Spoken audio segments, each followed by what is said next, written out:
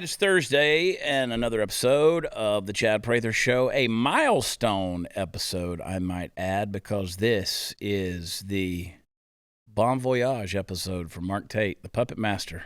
Will no longer be driving us into the nether regions of all things insanity. Oh, no. Unless he quits that next job and comes right back. I mean, I've been known to sabotage people's careers, get them back. Mark, thank you, buddy, for all these years, and you've done a heck of a job. As I said on Tuesday, I wish we could have done a compilation video of all the insightful things Mark said over the last 5 years, but he didn't say anything. He really hasn't said anything. But, Mark, I appreciate you, man, and wish you nothing but the biggest and the best going forward with what's in store in the days ahead. So God bless you, man, and thank you. And yeah, it's good stuff. Good stuff. There's none better.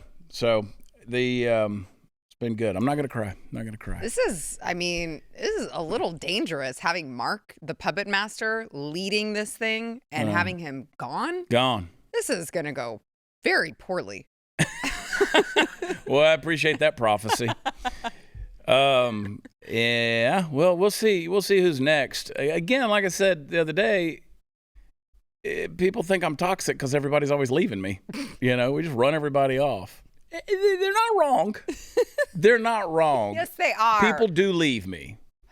I am a strong personality. I know how I want things to be done. Mm-hmm. I'm not always the best person when it comes to human relations. Mm-hmm. I'm not, because I'm very direct in regards to that. And, I get in trouble for that, too. And I also like to have a good time. I have fun. And not everybody's fun-centric. This is why we get along so well. I know. This is why you're my best friend.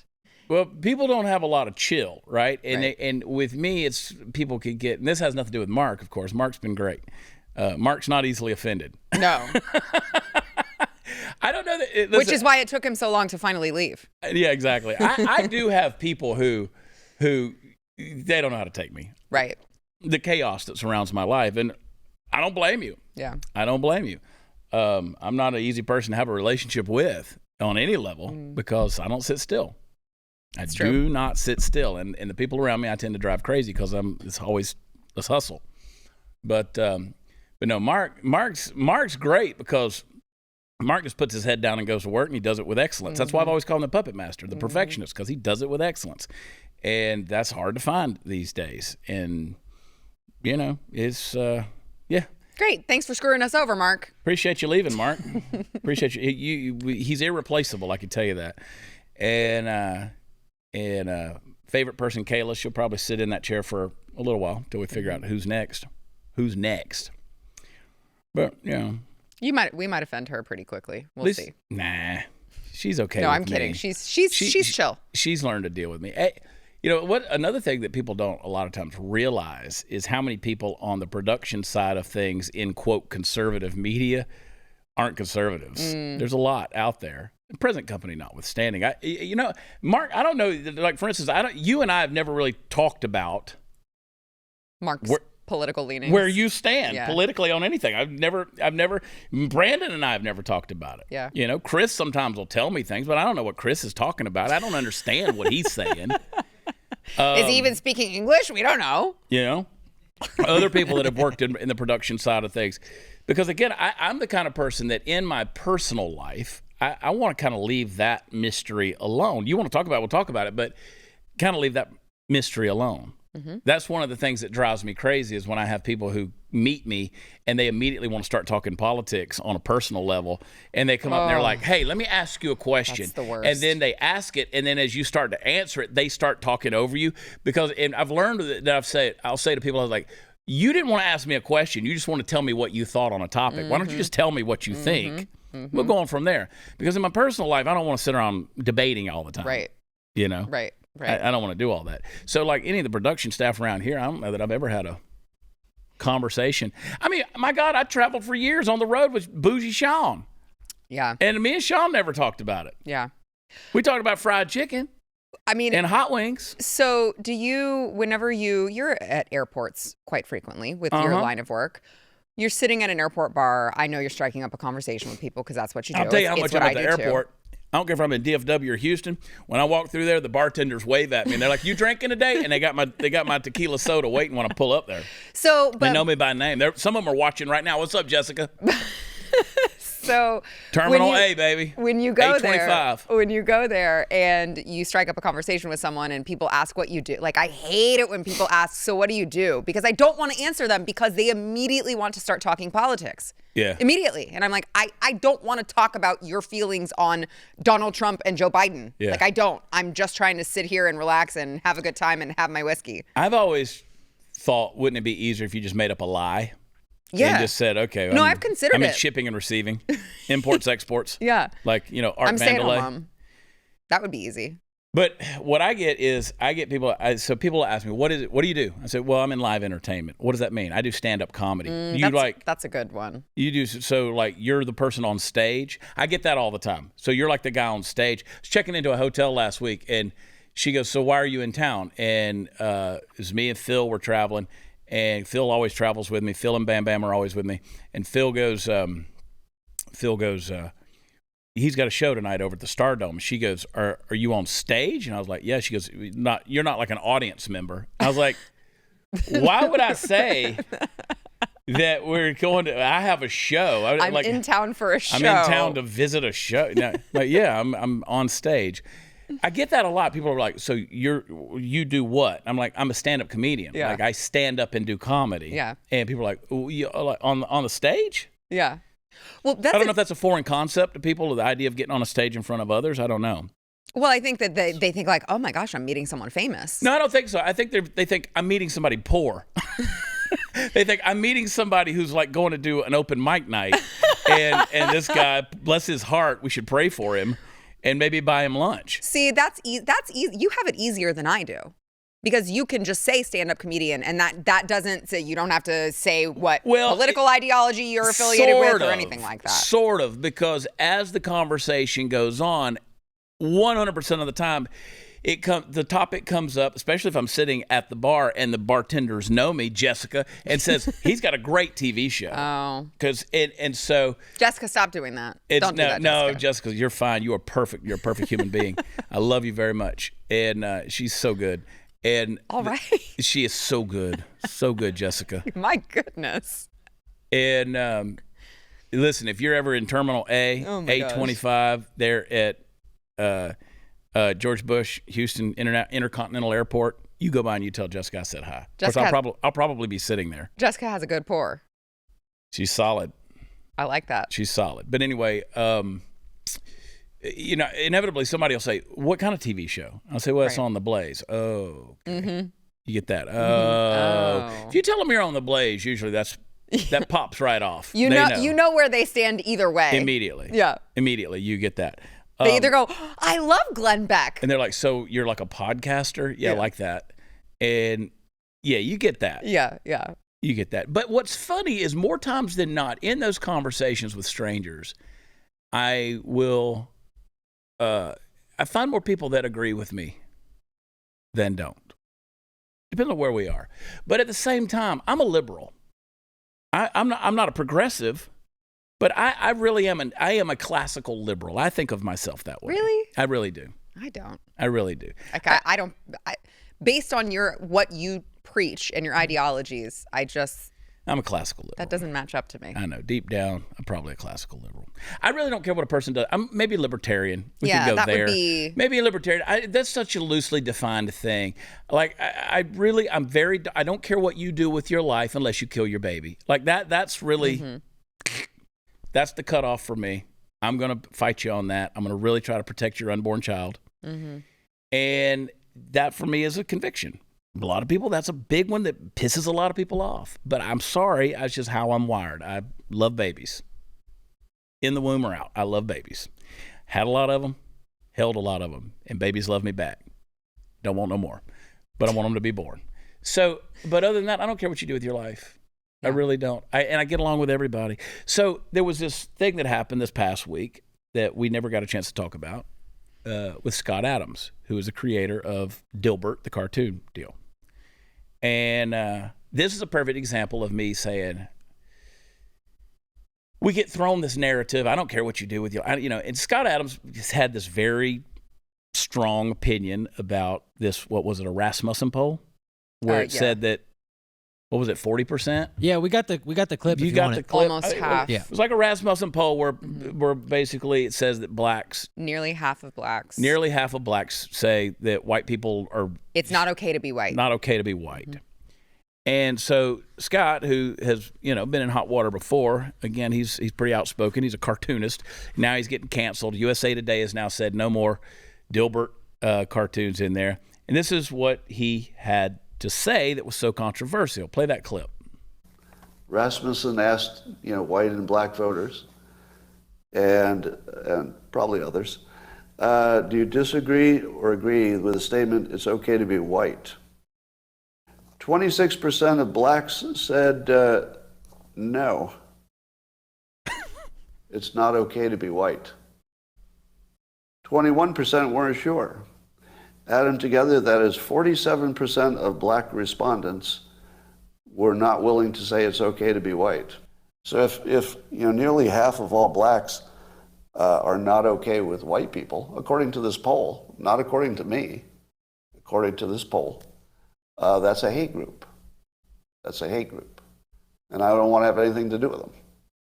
And I would say, based on the current way things are going, the best advice I would give to white people is to get the hell away from black people. Just get the away. All right. So you hear that and you go, well, maybe he's got a point. If 30% of black people, 26% of black people say it's not okay to be white, and another 21% don't know the answer to that. So we're roughly at 45% here, to 47%. And you go, okay, well, it's a Rasmussen poll. They probably ask 100 people. I think I looked it up. I believe it was about 1,000 people total. Okay, so 21% of 1,000 people, which is a good group of people to ask. Yeah. How diverse that group was, how they went about selecting that. Well, I mean, they were know. black. I'm sure it's out there. I mean, I assume they were black, but I'm just talking about, I don't know what their socioeconomic status was. I don't know what their background, I don't know what their familial deal is. I don't know what their country. Yeah, I don't know. Mm-hmm. So you ask that. Now you ask me, I don't want to be black. I don't want to be Hispanic. I don't want to be anyone else but me. Right. I don't want to be Dwayne Johnson. I don't want to be anybody But else. that's not what the question was. That wasn't what the question was. So I get that in that it's interpreted, it's how you interpret that question. Is it okay to be white? You ask the average black person, you want to be white? They're going to say no. You ask the average white person, do you want to be black? They're going to say no. You want to be what you are, because that's all you've ever known. That's just a simple sociological fact.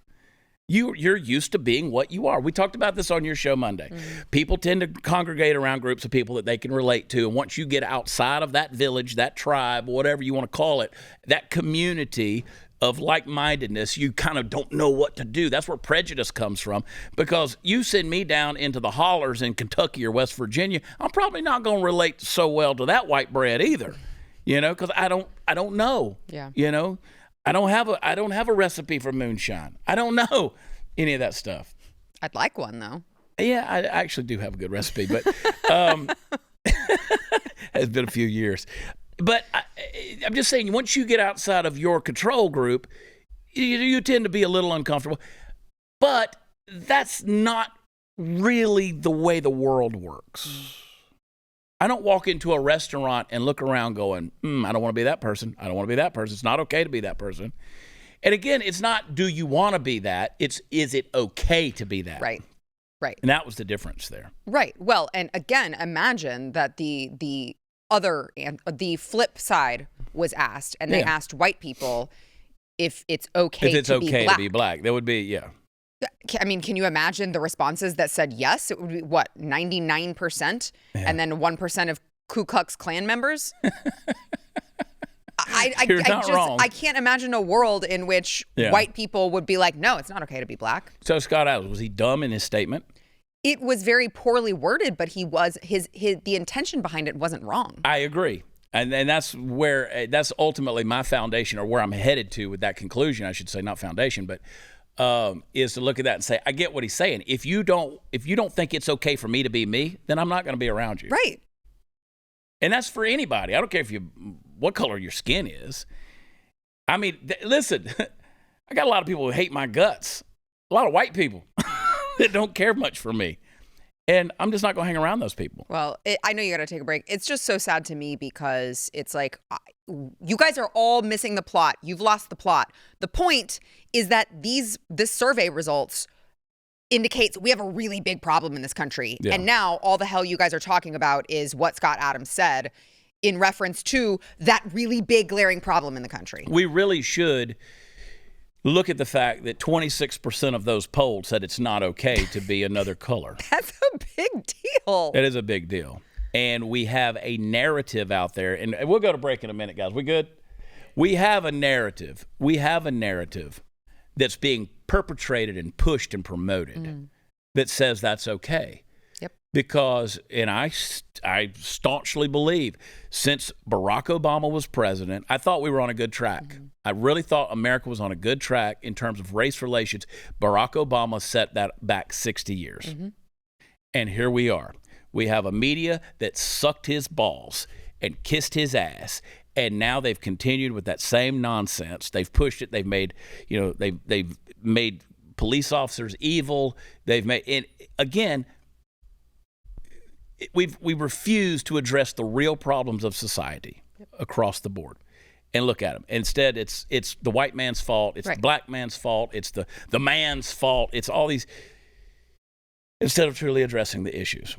But it's easier to blame than it is to solve those issues. Right. So much to say. All right, Sarah. We'll go to break. Don't look at me like that. Good. Buy gold. Get a free safe to store it in. That's right, on qualifying purchases from Birch Gold Group now through March 31st. They will ship a free safe directly to your door. Text CHAD, I spell it Chad, to 989898. Get your free info kit on gold and claim eligibility for your free safe. So here's the deal. The feds keep raising rates because it's the only tool they must keep inflation under control. And it's not working. You can't spend your way out of inflation. You have seen the impact on the stock market. You've seen the impact on your savings. Hedge inflation by owning gold, whether physical gold and silver in your safe or through an IRA in precious metals where you can hold real gold and silver in a tax-sheltered retirement account. Birch Gold has an A+ rating with the Better Business Bureau and thousands of satisfied customers. So text CHAD to 989898 for your free info kit on gold to claim eligibility for your free home safe by March 31st on qualifying purchases. Again, text CHAD to 989898. Be right back.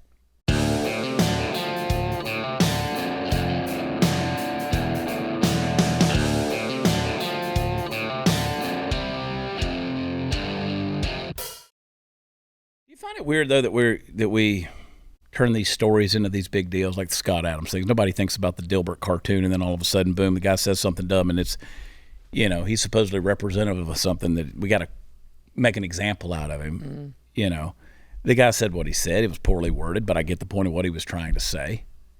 And to my point is what I was saying earlier is, 74% of black homes are fatherless. You're not going to just change that like that. That's not an easy, quick fix. Right. Again, but I still blame the government. I blame the society that we live in. I believe the external pressures on the black community, the things that have been promised to them. Again, in many ways, they've believed in a lie, and now it's perpetuated this so much crap out there, and the lies that have been told to say that your neighbor is evil, and somebody that's not the same skin color of you, or somebody that wears a certain type of uniform, they must be inherently evil. And that's not to negate what those of other races, minorities, or anything have been through. They have been through a lot. But again, how are we going to get past it if we don't address it and deal with it? Because now, as you stated, we got a big problem. We got a real big problem. Yeah. This is something that I frequently talk about, the problems in the black community, the fatherless homes, all of the things that you just mentioned, the black on black crime. They're killing each other in the streets of Chicago every single day, and nobody wants to talk about it. Nobody wants to address it. And I'm told by, black people, and the black community, whatever you want to call them, whenever I say something like that, that I need to mind my own business and focus on all of my people who are coming in through the country and bringing in drugs and, you know, all of the things that illegal immigrants do. And it's very sad to me that we seem to have lost objectivity in this country, right? Because I can say, yeah, I disagree with all of those things too. I actually think all of these illegal immigrants should be back over the border wherever they came from. I don't agree with them being here either. But two things can be true at once. And it just is so bizarre to me that we just lack objectivity anymore. You're just supposed to, like, you've got your one myopic way of thinking and your lens, and you can't be objective when it comes to calling out your own territory. And I think politically we do that too, Republicans and Democrats. Yeah, I think you have to tend to your own house. You do, but see, the fact that we compartmentalize our problems and then call ourselves this melting pot of a society, we're not a melting pot anymore at all. We have failed to embrace any form of assimilation, whether it's people coming into this country or, you know, and again, we've lost the American dream. We've lost the ideal, you know. Would you say that assimilation is required for a cohesive society? Yeah. I mean, if you go back and read some of what different historical figures and presidents have said about that, who was it? Franklin Roosevelt, who said, if you're going to immigrate into this country and you do it legally, you will not only receive the full benefits of being an American citizen, but we will treat you just as much as an American citizen that you are, but as long as you do it legally, and you must be willing to come in and embrace the American way of life to the full extent. Now, that would be considered hate speech today. Yeah. And that was a very socialist Franklin Roosevelt. So, yeah, I mean, you would have to, you know, the idea of that, of saying, okay, we're going to do this the right way, we're going to come in, or we're going to deal with our societal problems. We've so compartmentalized the problems that we don't want to deal with them as a whole, because at the end of the day, yes, this may be a problem in the black community, and they say to you, okay, and I hate that phrase, the black community, because that's another way of compartmentalizing. I know. And that's why I stuttered when I brought that up earlier. And you and I have talked about this before. To say. I hate it because I don't think of it that way, but there's no other way with the vocabulary, the limitations of it that we have. So when I look at that, that's another way of compartmentalizing, and I hate, again, I go back to labeling, compartmentalizing, marginalizing. So when you say black community, it labels, because that's a broad. Right. That's broad. Right. And you look at all of these things and you go, okay, they tell you deal with your problems. Well, I would love to, but your problems spill over into my life. Mm-hmm. My problems spill over into your life. Mm-hmm. Because we don't live across walls from each other. We live across the street from each other. Right. And we're supposed to share this society. Yeah. And we're supposed to make sure that we're perpetuating a legacy for our children and grandchildren together. And so if we're going to continue to be at each other's throats and focus on the differences, as I said, I'm very accepting. I'll party with anybody. I'll buy you a drink. I'll buy your dinner. I will sit down with you. I will come to your house. You could come to mine. We will fellowship, man. By God, we'll sit over 5 pounds of crawfish and have a good time. But then all of a sudden you start telling me what I got to do to respect you. I got to use your pronouns. I got to, honor whatever gender insanity you're dealing with right now. Or, you're trying to indoctrinate my kids with something, or you're dragging somebody else's kids to a sexualized entertainment program. Then I'm like, okay, I'm going to push back. Now people are going to say, well, you're being divisive. I'm not being divisive. I'm not. I'm protecting values that you should care about too, because I've seen the future and I've seen how that road ends. I've seen what it leads to, and it goes to destruction. Mm-hmm. And that's for you. I'm telling you that the path you're on is not a healthy one. We talked about it on Tuesday's show, when you got that transgender person, the guy who's standing there in front of the mirror taking a selfie and you're talking to the thing saying, if you come in here and you mispronoun me, F you, and all this kind of stuff. Bro, I get that you're confused right now. And I feel bad for you. But this road you're on ain't a happy one. Yeah. Yeah. There's division there, to be clear, but the division was created by those who seek to fundamentally transform the country. Which, again, was stated by Barack Obama, that was his goal. Right. He wanted to fundamentally transform the country. Oh, and that he did. And that he did. I mean, he fundamentally transformed. Look at who Joe Biden used to be and look who he is today. I'm not sure that's the same person, so that's not a well, fair that's comparison. true. But look at the person they're purporting to be. Because Joe Biden used to say, he's always said dumb things, but he used to say things a certain way with a certain agenda as a senator. And now he is a progressive puppet who's being told what to say. And the stuff he's saying today, the words coming off the teleprompter, are not the same logic as what was said in the 80s. Yeah. Okay. So you look at that, and it's like we see the politicians that have been there for 50 years, they've been fundamentally changed. They don't even look at America the same way. Look at the Clintons. Look at what Hillary Clinton said. Look what all of them said about gay marriage and then what they say today. Yeah. Did they suddenly just get woke? Why aren't their words ever held against them? Why aren't they held accountable for the things they said in the past? Why isn't Joe Biden and Hillary Clinton being held accountable for eulogizing Robert Byrd, who was the grand poobah in the KKK? You know? Why? You would be. Well, because they never hold themselves to their own standards. It's not about the standard. It's just about winning to them. Yeah. And they take care of each other. They cover over each other's sins. Right. And just do it, whitewash it. I mean, the justification process that goes into all of this stuff to make it all okay. Bill Clinton is a philanderer and a womanizer. I mean, what's up? I mean, wait, listen. What? I mean, what's up? This just took a turn. I mean, all right. I mean, I've been accused of things, but what else? Chet says, don't hate the player, hate the game. Hate the game. I'm not president of the United States.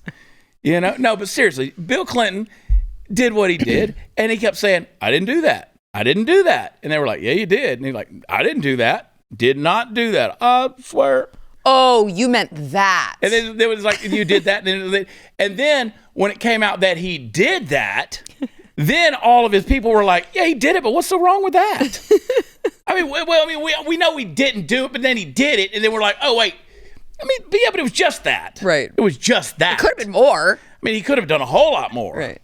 But he doesn't just leave it at that. And so, again, there's justification for all this stuff.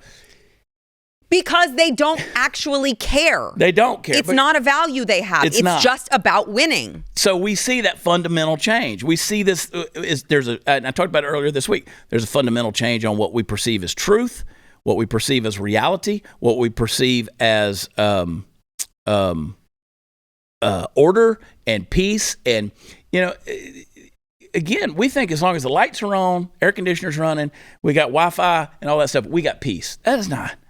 You'd be living in total chaos, have all that stuff. And we are in a mental, spiritual chaos right now with what we're doing because this country and its values have fundamentally been transformed. We're at each other's throats. They've divided us by all the things they can divide us with. I go back to Richard Pryor. Richard Pryor said, what do you wish that the media would stop talking about? I'm paraphrasing, but he's like, I wish they'd stop talking about racism. And he's like, why? And he said, because as long as they keep talking about that, we're going to keep focusing on it. And it's going to be a reality. It's like if you look at a 2-year-old and say, don't push that red button, do not touch that red button. As soon as you leave the room, they're going to walk over there and touch that red button. Because you pointing out something that they weren't even know they were, Morgan Freeman has made similar comments Morgan Freeman. Yes. When he did that interview with, who was it, blah, blah, blah, on 60 Minutes about Black History Month. And he's like, do you want a White History Month? And he goes, well, I'm Jewish. He goes, do you want a Jewish History Month? Like, no. Goes, why do I want a Black History Month? You don't want that. So anyway, don't worry. Racism has been ended now because Scott Adams is canceled. That's the bottom line. Yay. The guy that wrote a really bad cartoon. Dilbert's not a funny cartoon. It's just not a good. I never liked Dilbert as a cartoon, but we've gotten rid of it. Derek Chauvin is in prison. Thank God. Derek Chauvin is in prison. The statues have been torn down. Scott Adams isn't drawing an office figure, the guy that goes to the office every day. None of that's happening. Racism is over with. So you know what? Maybe they should take another Rasmussen poll, and maybe there'll be a less percentage of blacks who say it's not okay to be white. Maybe we'll get it down to like 8%. I'm sure that having canceled a cartoonist, they will get that 26% down to about, low teens at least. Right. Low teens. Yeah. Problem solved, Sarah. We did it. We did it. I wish I knew what I was talking about. All right, we'll be right back.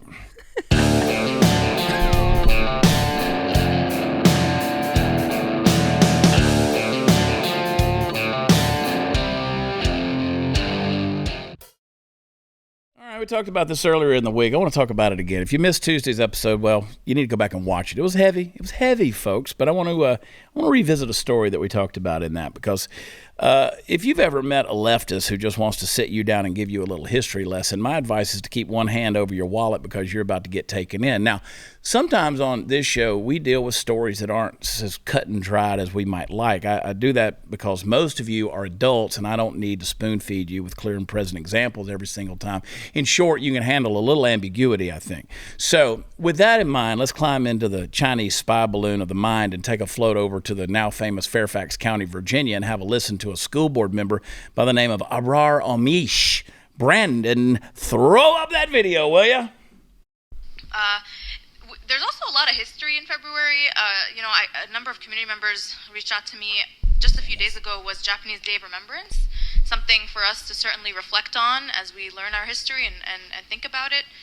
The days when, Iwo Jima unfortunately happened and set a record for really what, I hate to say, human evil is capable of. And so that's something just to remember, especially actually in advance of Holocaust Remembrance Day, which is coming up, and just so many moments for us to think about what human beings are capable of, and how we can turn the tide and turn the trajectory to make sure that we're building better for the next generation. Oh, yeah, the evils of Iwo Jima. Now, the ambiguity of which I spoke is pretty thin, but let's give the devil his due and assume for the moment that we don't know for sure whether she was referring to atrocities committed by the Japanese or by the Americans. Just for the sake of argument, what you'd be forgiven for in an instance of not knowing for sure would be your lack of context, because Abrar Amish has, shall we say, a history of making remarks that pretty well clearly outline her view on the world. It wasn't all that long ago that she referred to Israel, for example, as an apartheid state, for which she neither backed down nor apologized when a couple 100,000 Jewish people in the area were outraged. In a keynote address to graduates from Justice High School in Falls Church, she informed the students that they were entering a world full of, quote, racism, extreme versions of individualism and capitalism, and white supremacy, end quote. So now that you have context, where do you think she probably lands on the issues of atrocities committed on the island of Iwo Jima? Folks, the rewriting of history is nothing new in this old world. In fact, it's kind of funny to think about it, because that phenomenon actually is a part of the study of history. We're all aware of the saying that history is written by the victors, and that's because it very frequently is. But what ought to be the second part of that statement is that history is rewritten in real time by those who wish to be the victors, usually in pursuit of that very thing. Ask yourself this question. Why is it that the left is so desperate to rewrite American history and paint our country in the worst possible light at every turn? Why do we have things like the 1619 Project, for example, which makes claims about American racism in the main and American slavery specifically, which fundamentally and provably aren't true? George Orwell answered it best in 1984 when he coined one of the primary operant phrases for the infamous party in charge. He said, "Who controls the past controls the future." If the left can get just far enough under your skin to begin getting you to believe that certain truths you've always clung to are wrong, then they seize the reins of power within your mind. And that is the ultimate victory, bar none.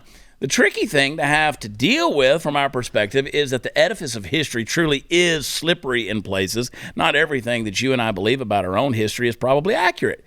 And when those inaccuracies arise, it's our duty to accept that and move forward with a more accurate image of what really happened. That's not what's being done when someone like this lady refers to the atrocities committed on Iwo Jima. And it's not what's being done with things like the 1619 Project either. What we're seeing here is confirmation bias in its most naked form, and we can't succumb to it, or everything we and those who came before us, those who died at Iwo Jima, for instance, everything we fought for will be lost, and that's just unacceptable. I'm giving a keynote speech for the Abbeville Institute for their 20-year anniversary in Pine Mountain, Georgia, in April. And that means I'm going to be giving a keynote to a lot of historians, a lot of Southern historians. I'm intimidated because you get around these guys. I would be too. And let me tell you something. They don't put up with the revisionist bullshit at all. They read the original documents. Yeah. We've had Brian McClanahan on this show. He's the president of the Abbeville Institute. We've had him on this show a few times. And I've asked Brian, I'm like, how do you determine what is right in history? Like, how do you've written all these books? He goes, I study the original documents. Mm-hmm. Most people can't even read the original documents because you don't want to go through the chicken scratch of the writing and try to figure out what was being scripted there. But he said, I read the original documents. I read the transcripts. I read the manuscripts. I read these things. And I go from there. It's not what somebody's told me. Right. I read this stuff. And so, we have these ideas of what happened in history. And when you get around men and women like these historians that I'm talking about, and they start telling you, and you go, yeah, we really have revised and whitewashed history in a big way. Mm-hmm. Scary to think about. Mm-hmm. We don't even know our past. Don't even know our past. So ain't no way to know the future. And there's sure to God no way to know how we're supposed to get along with each other if we don't even really realize it. I can tell you this about history. Sir. People ain't never changed. They ain't never changed. They're always been the same. You think they didn't have assholes in 1776? Thomas Jefferson and John Adams thought each other were assholes. They didn't get along at all. Right? Yeah. So, we look back at with these, like they were wearing these little, patriotic halos. Not everybody got along so well. I mean, Alexander Hamilton basically ruined our country. That's a Brian McClanahan book. Everybody's how Alexander Hamilton screwed up America. You should read that book. You read these things, you're like, yeah, there ain't no way we're gonna get along with each other. We don't know what America is anymore. Especially when you got people like that sitting on school boards calling the atrocities of Iwo Jima. Mm-hmm. Let's just quit. Yeah, I was just thinking about how uplifting this has all been. Let's just quit. Okay. I'm done with it. Listen, black people don't like me. I was living for that, by the way. I was really hoping more black people would like you. Were you were planning your every move based on whether or not black people would accept you and like you? I mean, I don't know. We hang out at my shows, and I go. I never really thought about that until somebody told me they had a problem with me. Somebody told me that someone else had a problem with me. Like, again, turn off the TV, turn off social media, turn off the news media and stuff like that, and you might discover that you actually have a lot in common and you get along with each other. Like, this stuff that we talk about on the show is just not the reality that I live in my life. I guess that's why I smile about it and kind of laugh about it, because I'm like, you guys are creating a whole reality that I just don't think exists. Yeah, but the problem is that I don't think that that's how it is for the other side. They don't just, I mean, obviously, they don't just smile and laugh about it, right? Like, you have culture that's changing. You have black families telling their young children that they are oppressed and that they should hate the white man. And well, when you have, you're smiling and laughing, they're not. No, they're not. And when you have, it's a serious issue, there's no question about it. But I mean, again, when you have, you have black babies that are being born to teenage mothers, and they're being raised without a father, and they're being raised by their grandparents. Mm-hmm. And grandparents do remember Jim Crow America, and they're being told those stories in light of what they lived through and what they experienced. It's kind of hard to get out of that narrative and say, I've seen racism in my life. I grew up in Georgia. You can't not see it. Right. Okay. I grew up in the deep South. I saw it. I witnessed it. I didn't like it. I'm still Facebook friends with some of my earliest childhood friends. We still are buddies to this day. It didn't cross my mind that they had a different color skin than me when we were playing on the playground together. Yeah. I didn't realize that. Honestly, I wasn't hit full in the face with it until I got to college. as an athlete playing sports, and you don't think about. It's like if I'm on second base and you're supposed to drive me in, and we're playing in the state playoffs. I don't care what color you are. I just hope you can hit. Yeah. And so I didn't think about stuff like that. And so I just know that our generation came along. We don't think the way older generations. We were taught not to. Yeah. My parents taught me to respect everybody. Yep. And be gracious with everybody. So now we're being thrust back into this thing and accused of something that we're simply not guilty of. It doesn't mean everybody's not guilty of it, but by and large, we're not. So anyway, but again, by all means, let's say that the Marines that stormed the beaches of Iwo Jima, 5,000 that died, they were committing an atrocity. Bullshit. Bullshit. All right, hang tight. Be right back.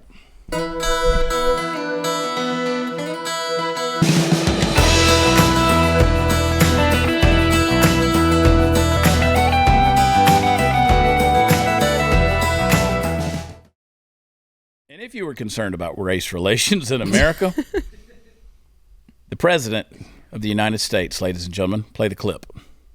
And by the way, I'm not, I may be a white boy, but I'm not stupid. I know where the power is. I know where you think I'm joking. I learned a long time ago about the Divine Nine. I'm not joking. What did I just watch? Yeah. I know where the power is. Oh my gosh. Joe Biden, ladies and gentlemen. Off prompter. Wow, I still genuinely can't believe what I just watched. Yeah. I may be a white boy, but I'm not stupid. I beg to differ. I beg to differ. And every time Joe's in a black church, he wants to talk about growing up in a black church. Why's it got to be a black church? Why can't it just be the church? See, I go back, I don't like that, just like in the black community, Well. And again, American churches, that's the most segregated place in America every Sunday morning. So, the black church. I grew up in the black church. No, you didn't, Joe. Well, that's why he can say, if you don't vote for me, you ain't black. You ain't black. Still don't, It's incredible. Are you prepared for another pandemic? No. Karine Jean-Pierre says it's coming. No. She said you'd prepare for it. No. Yeah. Hey, play that clip. Who knows? Who knows what the future may hold? Don't want to get into hypotheticals from here, but we need to be prepared for the potentially another pandemic. Do we? No. Do we? No. Since so much disinformation was peddled out in the last one, sorry if your threats, warnings, and precautions fall on somewhat deaf ears. They want to kill us. There's no doubt about it. Well, what I'm hearing from her is, we seek the opportunity to seize more power that we shouldn't have. So we are going to concoct something so that we can make Americans fearful enough to allow us to seize that power again. You never know. You never know. You never know when a 7.1 earthquake's going to level cities, and kill 50,000 people in Syria or Turkey. But what are we supposed to do? Walk around in fear because the administration told us to? It's incredible how they try to I'm kind of not going to do that. They try to use that lever to get what they want. This stuff, everything that I've talked about is just another way to peddle fear. Mm-hmm. Whether it's race relations or... That's why I say I don't live in that world. I just don't live in that world. And maybe it's because I'm so well-traveled and I've been all over the world and I've been in situations where most people probably should have been a little bit nervous about where they were. And I don't know. I just don't look at my world as something I'm supposed to be afraid of all the time. Mm. I tend to get pissed off before I get scared. Yeah. I worry about others. I don't really worry about me. Maybe I should. I don't know. They tell me I should. Karine Jean-Pierre just said I should. The left thinks you should worship yourself. Well, of course you should care about yourself. Listen, here's the bottom line. You should make yourself the most important thing no matter what. Here's the bottom line. I may be a white boy, but I'm not stupid. I know where the power is. And that's just, I'm just going to live that way, Yeah. I may be a white boy, but I'm not stupid. I know where the power is. I might put that on a T-shirt. Please don't. I'll wear that T-shirt. Please don't. Make it purple and gold or something, you know? Oh, yeah. Don't think so? No. Okay.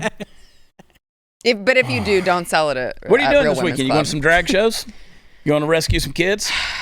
I mean, that's what I do most weekends, so probably. Yeah. I can't say exactly where because How many outfits do you have? I have quite the extensive wig collection at this point. Yeah, I just ordered a wig.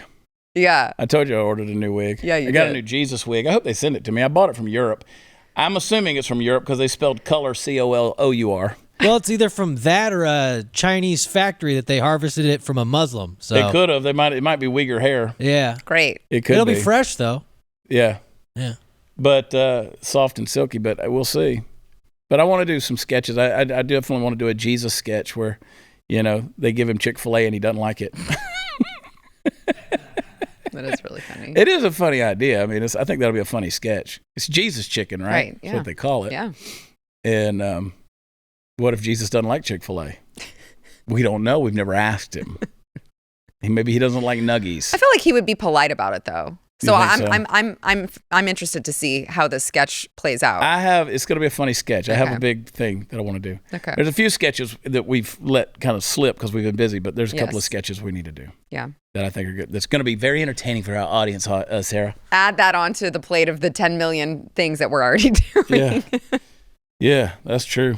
I'm in San Antonio tonight, so if you're in San Antonio, across the street over to Sam's Burger Joint, join us, grab a ticket. We're going to kick that thing off about 8 o'clock. And then tomorrow night, well, the rest of the weekend doesn't matter. It's sold out shows. Doesn't matter. Baton Rouge, Toccoa, Nashville, Georgia next week. ChadPratherLive.com. We're not done just yet. We're going to take a quick break. Be right back.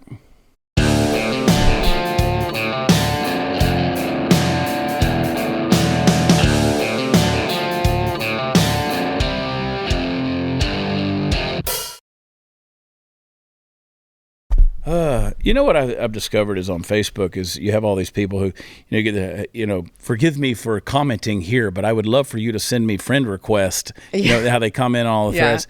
I think what they've learned to do, these Nigerians have learned to hack into people's unused Facebook accounts that they haven't logged into in years and years, and so they've just kind of been left unsecured.